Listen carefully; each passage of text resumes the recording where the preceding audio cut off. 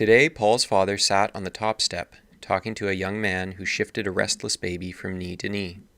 He happened to be the young man who was daily held up to Paul as a model, and after whom it was his father's dearest hope that he would pattern. This young man was of a ruddy complexion, with a compressed red mouth and faded, nearsighted eyes, over which he wore thick spectacles, with gold bows that curved about his ears.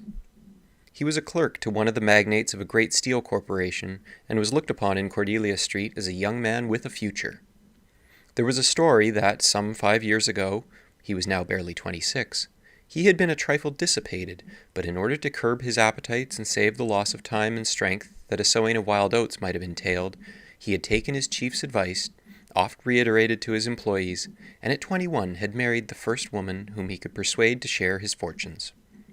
She happened to be an angular schoolmistress, much older than he, who also wore thick glasses and who had now borne him 4 children, all nearsighted, like herself.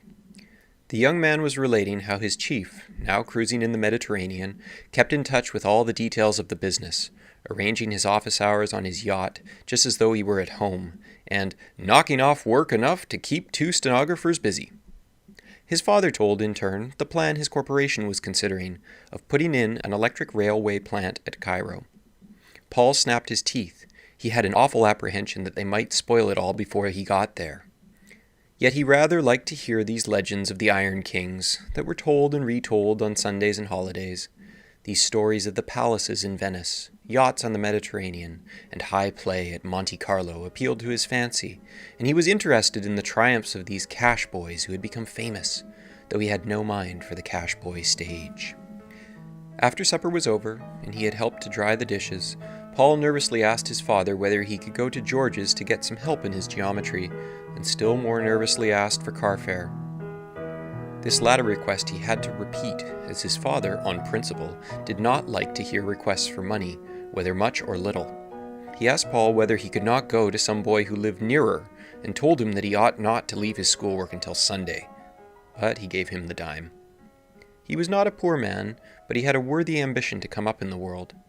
His only reason for allowing Paul to usher was that he thought a boy ought to be earning a little. Paul bounded upstairs, scrubbed the greasy odor of the dishwater from his hands with the ill-smelling soap he hated, and then shook over his finger a few drops of violet water from the bottle he kept hidden in his drawer. He left the house with his geometry conspicuously under his arm, and the moment he got out of Cordelia Street and boarded a downtown car, he shook off the lethargy of 2 deadening days and began to live again. The leading juvenile of the permanent stock company which played at one of the downtown theaters was an acquaintance of Paul's, and the boy had been invited to drop in at the Sunday night rehearsals whenever he could. For more than a year, Paul had spent every available moment loitering about Charlie Edwards' dressing room. He had won a place among Edwards's following not only because the young actor, who could not afford to employ a dresser, often found him useful, but because he recognized in Paul something akin to what churchmen term vocation. It was at the theater and at Carnegie Hall that Paul really lived. The rest was but a sleep and a forgetting. This was Paul's fairy tale, and it had for him all the allurement of a secret love. The moment he inhaled the gassy, painty, dusty odor behind the scenes, he breathed like a prisoner set free, and felt within him the possibility of doing or saying splendid, brilliant, poetic things.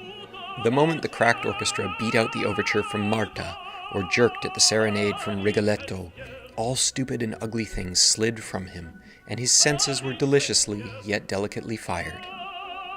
Perhaps it was because, in Paul's world, the natural nearly always wore the guise of ugliness, that a certain element of artificiality seemed to him necessary in beauty.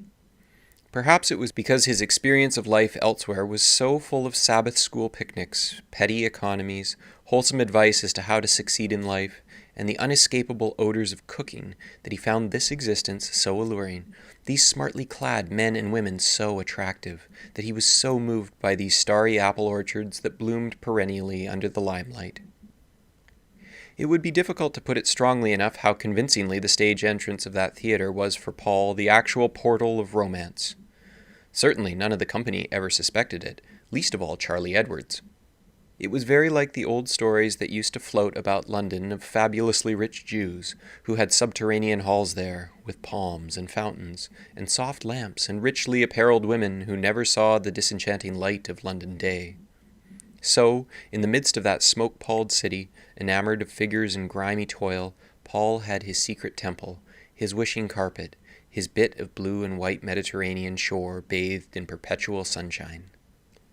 Several of Paul's teachers had a theory that his imagination had been perverted by a garish fiction, but the truth was that he scarcely ever read at all.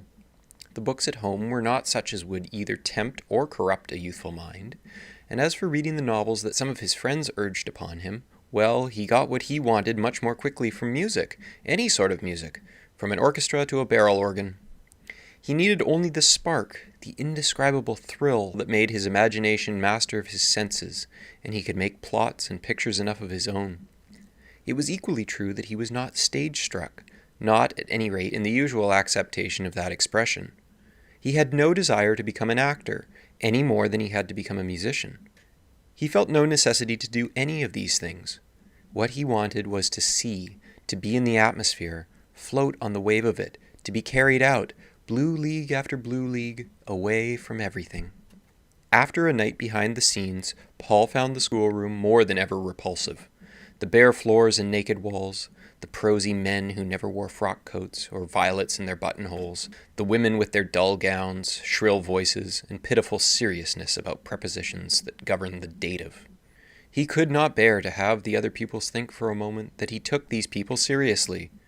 He must convey to them that he considered it all trivial, and was there only by way of a jest anyway. He had autograph pictures of all the members of the stock company, which he showed his classmates, telling them the most incredible stories of his familiarity with these people, of his acquaintance with the soloists who came to Carnegie Hall, his suppers with them, and the flowers he sent them.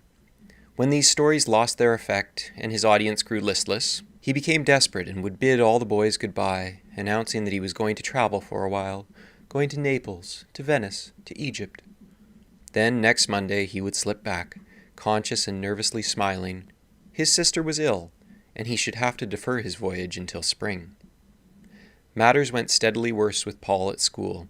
In the itch to let his instructors know how heartily he despised them in their homilies, and how thoroughly he was appreciated elsewhere, he mentioned once or twice that he had no time to fool with theorems, adding, with a twitch of the eyebrows and a touch of that nervous bravado which so perplexed them, that he was helping the people down at the stock company.